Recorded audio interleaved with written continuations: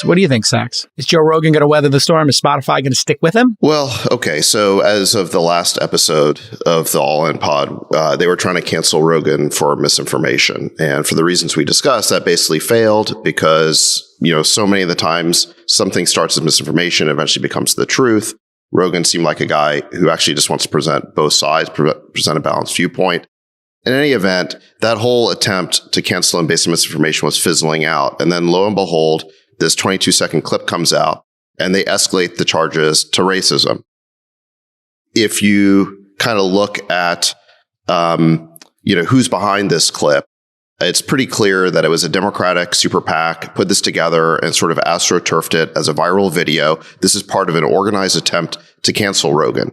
Now, as to the merits of the sort of racism accusation against him, I mean, look, let me say that I don't think anybody, especially a public figure, should be using this kind of language, in this day and age, even if you're just sort of quoting something or mentioning it.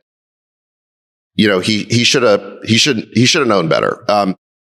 However, there are also similar clips that are now circulating of Joe Biden doing the same thing, using this type of incredibly incendiary language in like a brazen, almost offhanded way. You've got clips of Howard Stern. Hold on a second.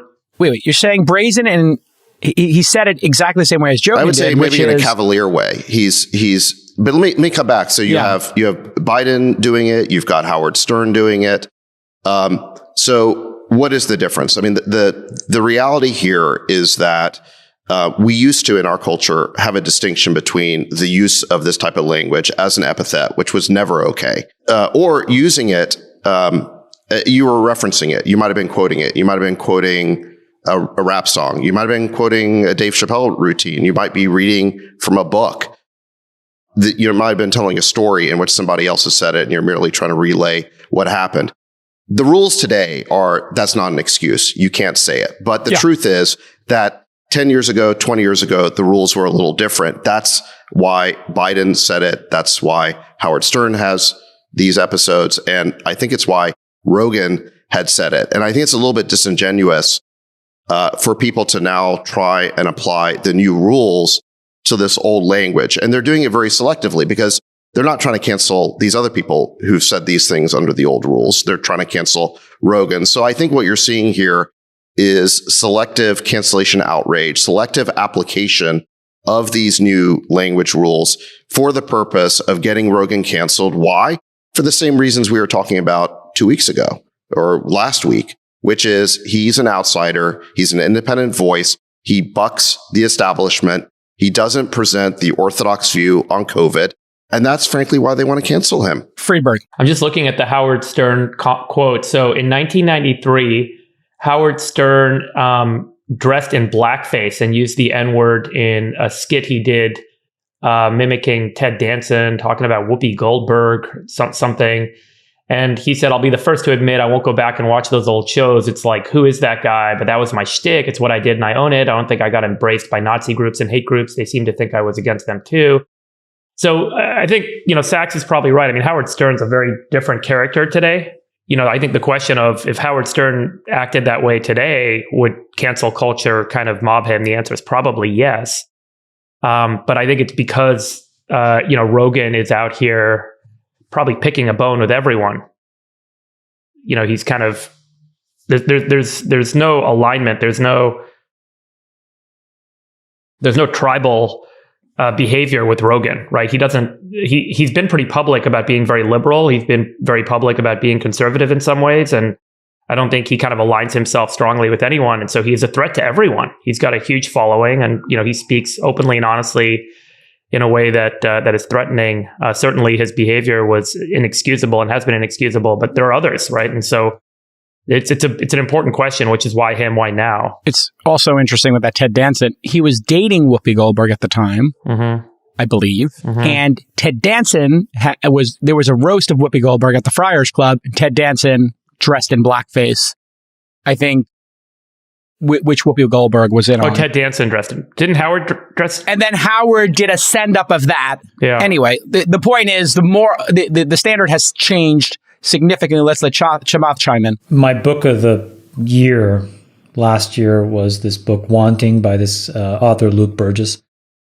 He wrote something on Substack. I'll send you guys the link. You can put it in here. But he said the following. He said, as we regress to a superstitious, quasi-pagan world of witch burning, civil discourse will be replaced with superstition and scapegoating. And he was talking about Rogan. I think that the thing that I was the most proud of in this whole thing was Daniel Ek. I mean, disclosure, he's a friend of mine, so maybe this is biased. However, I think that Spotify had business principles. And this was similar to what Brian Armstrong did at Coinbase. I think they stuck to those principles. They made a well-reasoned decision that they explained to their employees and shareholders. And then they did the most important thing that Sachs has always been saying around free speech, which is more speech. And so what Spotify said when they explained the decision to not deplatform Joe Rogan was that they would take the exact equivalent economic value of what they were paying him, $100 million, and invest it in historically underrepresented groups to tell their stories, to make their music, etc. And so effectively doubling, the universe of that kind of content. And so I think if people are really willing to listen, I think what we should take away from this is here's a really clear-eyed example of the solution to free speech, which is just to get more of it on your platform, to have the right disclosures and disclaimers, and then for people to go along with their lives so that they can then choose. And I think that was the one positive outcome that I saw from this entire episode. The rest of it was another attempt at being morally absolutist and scapegoating.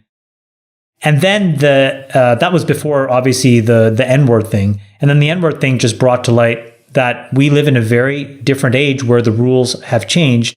And I think the open question is, if you're going to judge people for past behaviors on current rules, are we allowed to do it selectively, or does it apply to everybody? And I think that, this is why I think, we saw people like David Simon, came out, and David Simon was very, basically excoriated Joe Rogan, but then David Simon wrote The Wire, and if you watch The Wire, which is an incredible piece of television that people point to all the time as one of probably the greatest shows on television, every probably 13th or 14th word was the N-word. Yeah, I have like two observations here, and then I'll get to you, Sachs. I know you have something you want to chime in on. I always like to think about intent. And then I like to look at the apology and think, is this like sincere or not? And when you look at the intent, does anybody actually think Joe Rogan is a racist? And I think it's pretty clear he's not, from all of the behavior collectively in his life. And then you look at the apology. I felt it was incredibly sincere. And there were many learning moments in it. And he's a comedian, which is kind of this other space where we ask comedians to make us laugh and make us feel uncomfortable. And now we're also asking them to live by a standard that changes every year, and words come on and off the allowable list. Does anybody here actually think, or anybody listening to me think Joe Rogan is actually racist? I think the answer is I don't think anybody thinks that. And then number two, I felt the apology was incredibly thoughtful and well done. Sachs, what are your thoughts? Yeah, I mean, I agree with those things. Nobody was accusing Joe Rogan of racism until the cancellation mob started throwing stones, and the misinformation stones didn't work. So then they escalated to racism.